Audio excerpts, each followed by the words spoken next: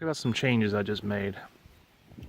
So on the burner, you know, if you have your fuel source here and it's trying to siphon it uphill, over and down, then the higher this is, the more vacuum it has to have to pull the fuel.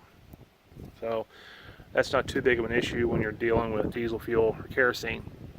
But motor oil, which has a consistency of pancake syrup, I guess, on a good day, has a little bit of trouble with it. So I had to bend this down a little bit, try to get a little bit lower. I'm going to raise my fuel tank up a little bit here where it's closer to this. I'm not worried about it catching on fire. It's shielded pretty well. The heat from the forge might help warm it up. This is where Granddad's come in.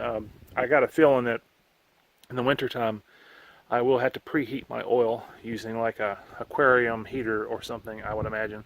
So another change I've got, I put a needle valve in here. This is in the fuel line, so I can regulate the fuel coming through here a little bit. I want to experiment with it to see if I can get a better air to fuel mixture. Okay, so now what I got up here, I got a little mini regulator where I can vary the air pressure coming into it, which I think is also necessary, and that way I can fix it, whatever. One thing I did not put on here yet is this. This is a two-way valve. I'm going to put this in and use it to switch between motor oil, kerosene, or diesel fuel. So I can have two fuel sources hooked up to this.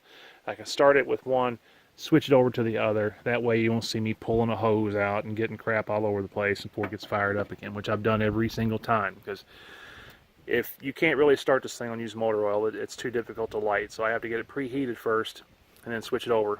And I haven't quite given up on maybe even using propane with this yet, because these nozzles will work fine with propane. All you gotta do is cut off the liquid flow to it and just put them right through there, and voila, you have yourself a really nice propane orifice. And I think it would work quite well. So I may have to experiment with that sometime.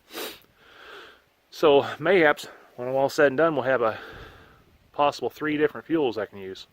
So anyway, I'm going to see if I can get an airline hooked up to this and fire it up. So we're replacing a 1.0. If you can see that, that is a 1.5 millimeter nozzle.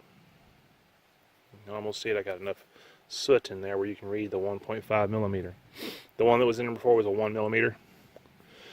So really, I guess, and I'm not going to do the math, but this should actually almost double the BTU output of this burner. Now, the issue is you can put more and more and more fuel in there to get more BTU, but in order to get a burn, you have to have as much air. So I think I'm rapidly approaching that point where the amount of air to mix with my fuel would blow the bricks out of it. So we're not going to do that. Diameter piece of solid round. I want to say somebody told me it was 4160, something like that. I don't know. I've got a lot of it. So I'm going to cut a 3-pound hammer blank off this, or 2 or 3 pound hammer blank off this, and put it in the forge with a clock. And I'm going to let y'all see how long it takes to heat it up. So let's get this. Greetings, everybody. So I have a hammer blank.